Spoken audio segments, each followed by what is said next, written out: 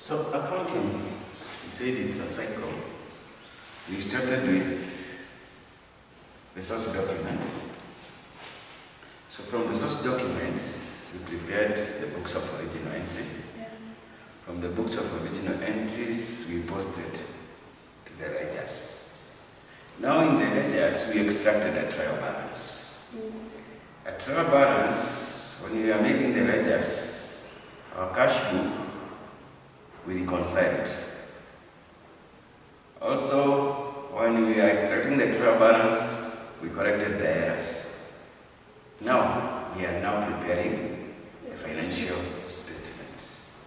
At the end of an accounting period, we have to prepare a financial statement. So, in preparation of financial statement, we will come across two items, that is the statement of comprehensive income and also the statement of financial position. A statement of comprehensive income, it is formally known as the income statement, and formally it was known as the profit and loss account. So if you are revising all the past papers, you'll find that they are requesting the profit and loss account. Yeah. It is the same thing. Other papers, zikaanza zikauliza the income statement. But for now, we call it the statement of comprehensive income. So it basically represents the performance of the business, and it is the revenue, that is the sales for the business, less or the expenses incurred in generating that revenue. The end product of the statement of comprehensive income is either a profit or a loss. Then from there, we need to prepare also a statement of financial position. It is formally known as the balance sheet. So if you find the question asking about the balance sheet, the question here before, it is talking about the same thing. If you work with an old accountant or an old director, we'll be talking about profit balance sheets. So that's a statement of financial position. And the statement, it is a statement which shows the assets of a business at a given point in time and the claim against the assets. So it will show these are the assets and these are the claims or the liabilities. We talked about those terms. Yeah. Assets, liabilities, capital, what, when you were doing the previous topics. So that is, those are the statements, financial statements that you're going to learn how to prepare them. And the main reasons for preparing, the statements of comprehensive income, it is to compare the actual profit to the expected profit. At the beginning of the year, you make a budget and you project the sales, the expenses, and the profit. Then the year ends. At the end of the year, you do the comprehensive income so that you can be able to compare the projected profit or the expected profit and the actual, and you can see the growth of your business. Also, for planning purposes, you identify the areas that needs attention. When you do the income statement or the statement of comprehensive income, you will find that the sales were good, but when it comes to expenses, electricity, water, what you will see, and you'll be able to identify the areas that needs attention. Also, to obtain funds from lenders based on one's profitability. Most lenders, financial institutions, if you are in a business, you approach them, you need a loan, they will request for the statement of comprehensive income for the last 3 years. Also, yes. Of your business, so that they can be able to measure how much can we be able to risk So it is helpful when you need to obtain funds from vendors. Also, to inform prospective owners of the performance. We have the owners of the business. You tell them the performance. Your business made a profit of this and this. We also have prospective owners. If it's a company, a limited company,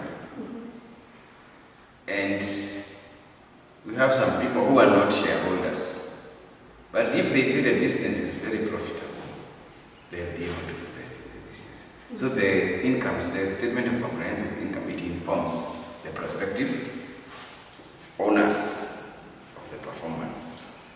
Then, in computation of tax, it is only when you have made a very nice income, statement of comprehensive income, that you'll be able to remit the right amount of tax. So, our exams, they require us to know how to prepare a statement of comprehensive income.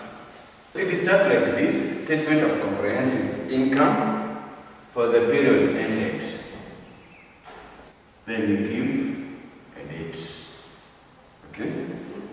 Then we divide it. Here we have particulars.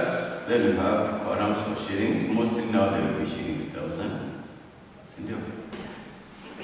Or shillings million. For companies like Safaricom, they put shilling million here. Then we have sales. This is a statement of comprehensive income for a trading company. A trading business, a business that buys and sells goods. Yeah. We are going to look at other businesses in the subsequent topics. Like the companies, we have partnerships, we have manufacturing. So sales, you record it here. Then you less what? Return inwards. So your account for return inwards, retengeneza last time. The balance you have done in the return inwards, you should less from the sales. See it little bit? Yeah. So this is the actual sales. Okay? Then you less now the costs. Cost of sales. Cost of sales. The cost of sales includes what? Opening inventory. Opening inventory, it will be there. It will be the closing inventory of the previous period. Yeah. So, add what? Purchases. Add purchases. Purchases, It does adjustments. it has adjustments. If you have adjustments in the purchases, you put them here.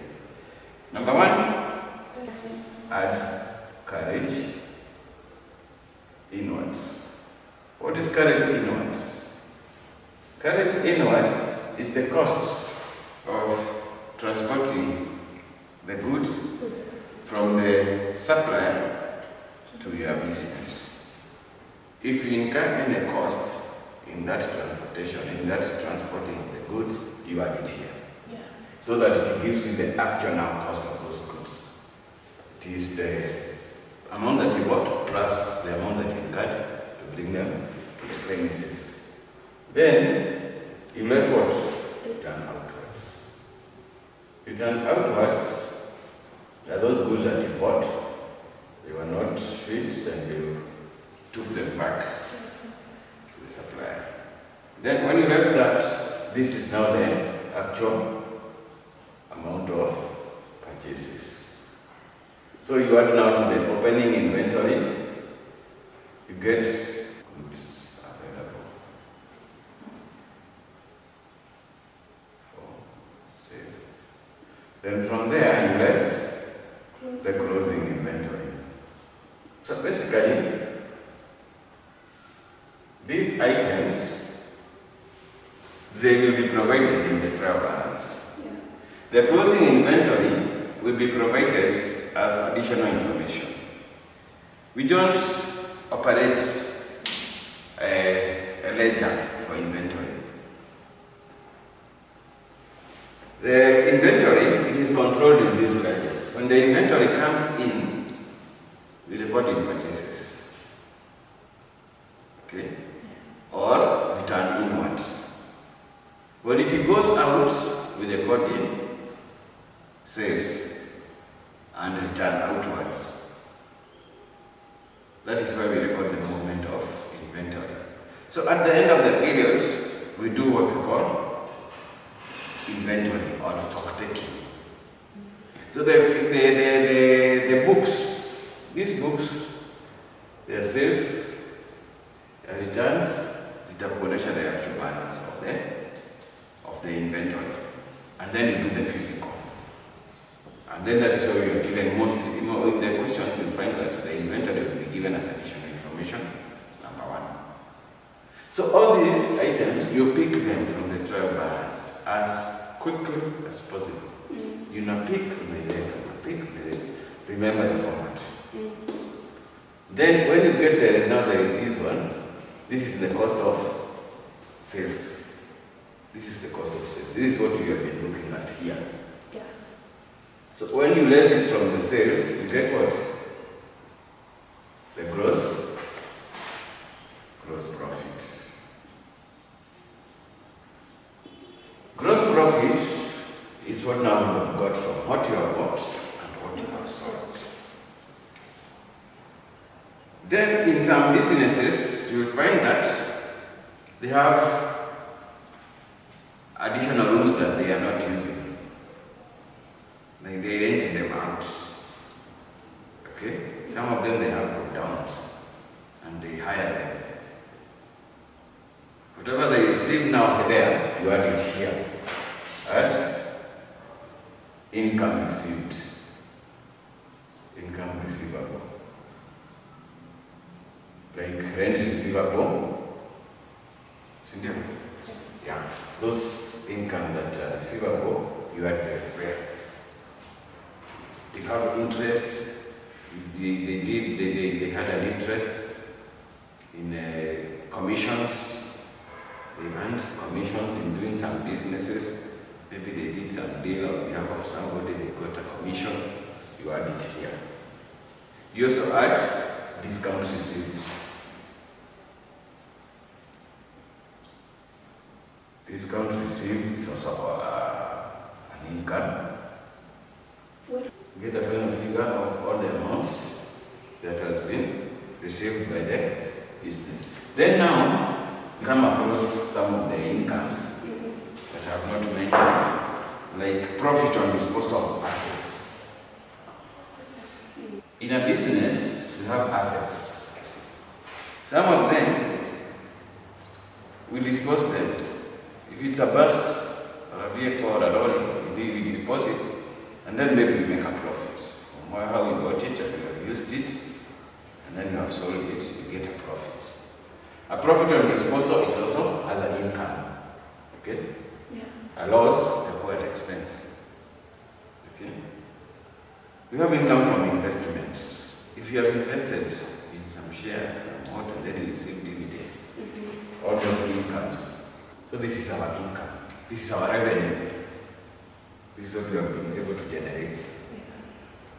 Now, let's now apply the expenses that we have incurred. So to less them, our expenses, we can have the administrative expense, the operating expenses, and we also have selling and distribution.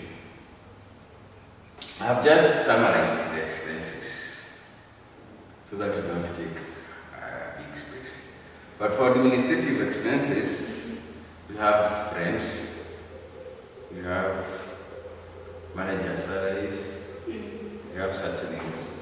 Operating expenses, the sales, staff expenses, electricity, office expenses are administrative. Then, in your question, they will try to gauge your mind and telling you made the operating expenses.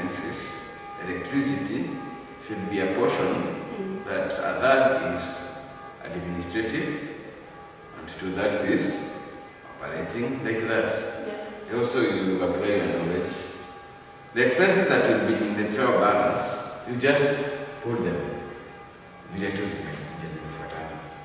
Don't start telling examiner that because you have not indicated the administrative expenses, any current, electricity, water, power, then for me I'll start grouping them. Don't try, just put them there. Electricity, 50,000, water, 16,000. You getting my point? Yeah. Get what? So you rest the expenses here, you tally them here. Then the total, you put it here. So if you less, you'll get The cost of production. this is the profit. Net profit. And if it is in brackets, it is the loss. Okay? Now, this is the end. Format of the statement of financial position. So we start at the name of the business. Statement of financial position as at a given period. Shillings.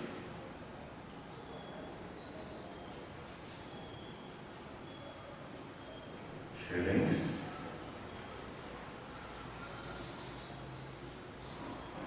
And if you are doing the exam from examination body that is not Kenya, you put the currency of that country. If it's UK, pounds. If it's ACCA, it is dollars. ICM, I should teach ICM. You know, because I do name. I would like to meet them one day. So, then when you come here, you start with what? Non-current, you wait assets first, then non-current assets. And for non-current assets, here you have to put costs. Here, the accumulated depreciation and the net book value. So the non-current assets, we list them in the order of permanence. You just don't list them that way. Okay. Yeah, list them in the order of permanency. So we start with the land and building.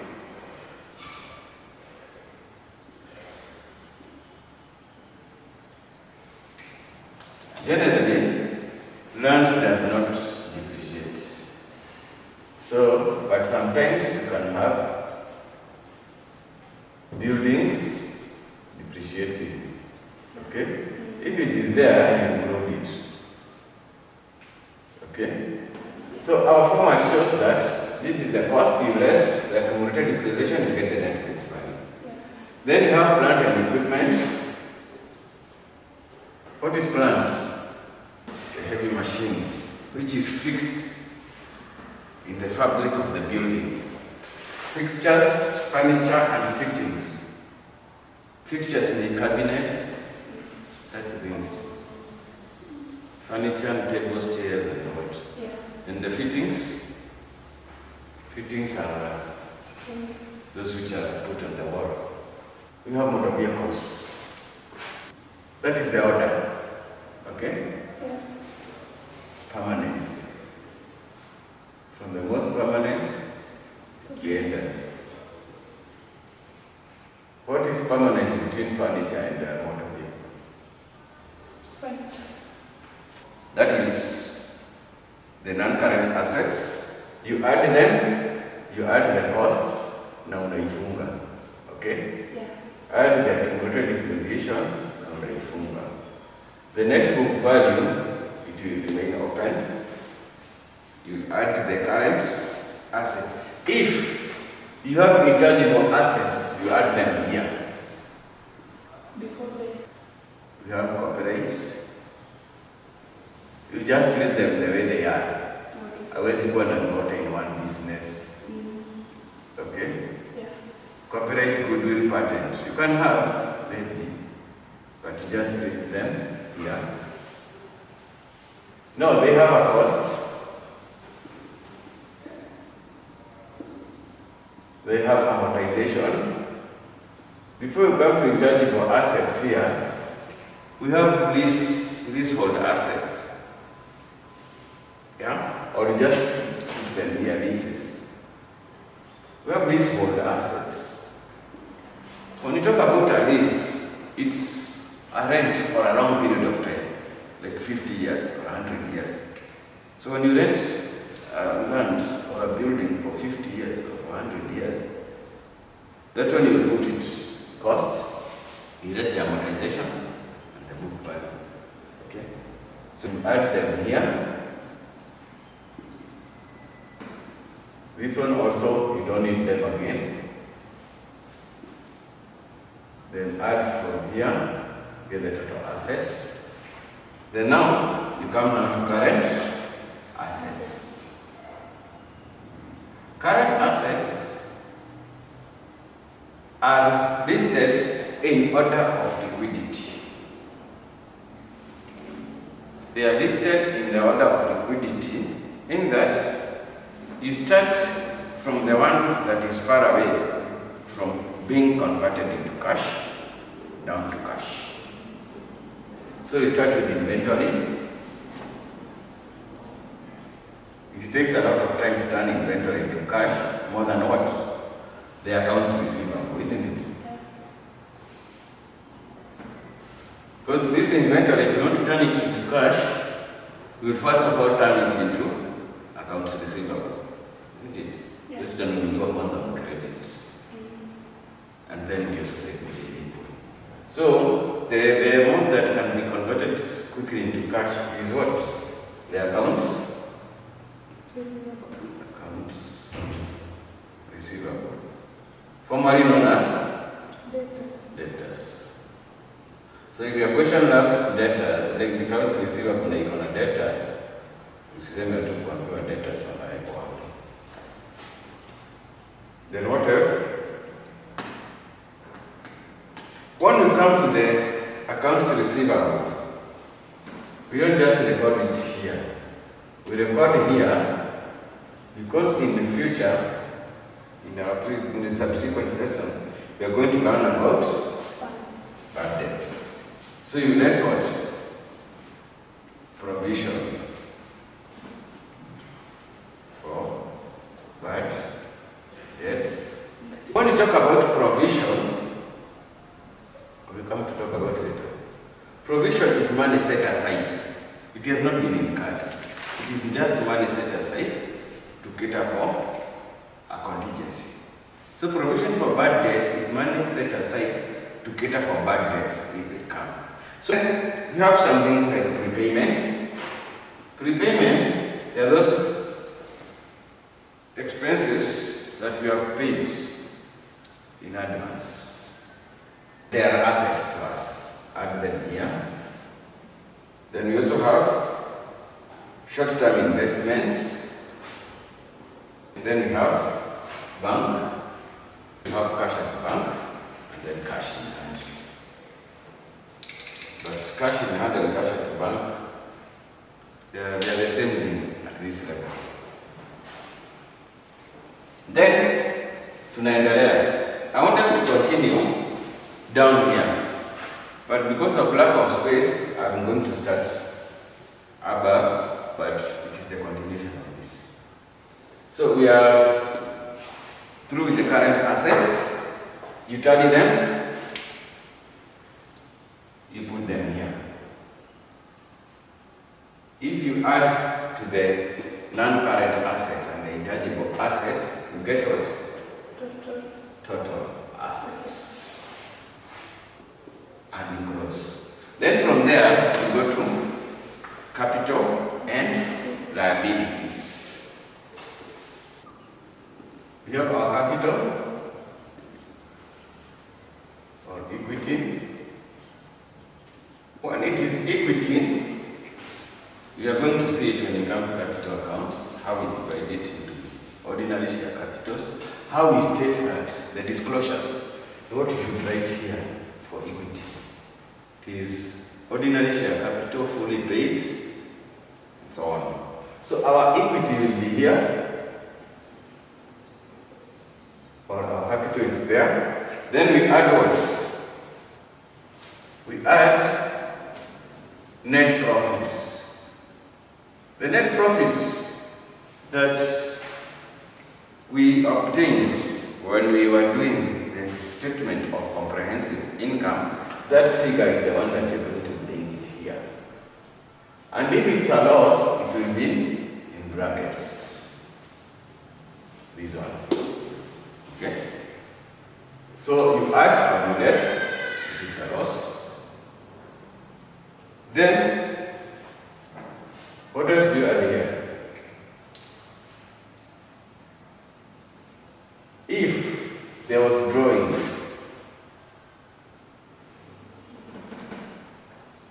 you less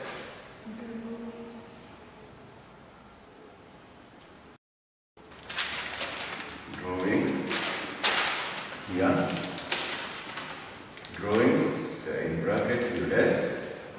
Then here you have also to add non-current liabilities.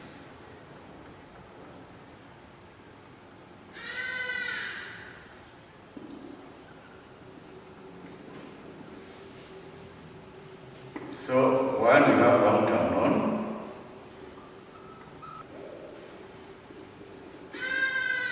Then we have current liabilities. We can also have contingent liability here. Or let's add contingent if it is there. It is a court case. It has been decided that you pay the damages, okay? But you have not yet paid. Okay? And this liability will be paid this much. So it comes before the current liability. Okay? Yeah. Then you have current liability. Current liabilities, we have what? We have accounts payable. Can adjust them there. What else? Accruals. Accrued expenses. The expenses that you have incurred and you have not paid for, they should be here. Income in advance or prepaid income. Somebody has paid for something and he has not collected the goods. Okay? Here they say, and so on. Tally them, put them here. So this is the total capital and liabilities. In the absence of errors, it should be the same as total assets. Okay? Yeah. Total assets should be equal to capital plus liabilities. And that is the format of the income statement. So there are some items that we came across when we were doing the statement of comprehensive income, like the inventory, accrued expenses. So from there, the only thing that we can do, it is a question. And since we are in the professional level, we are not going to do a question on preparation of financial statement. We're going to start the topic of adjustments to the financial statements. So that after we do the adjustment, we do now the preparation of financial statements with adjustment.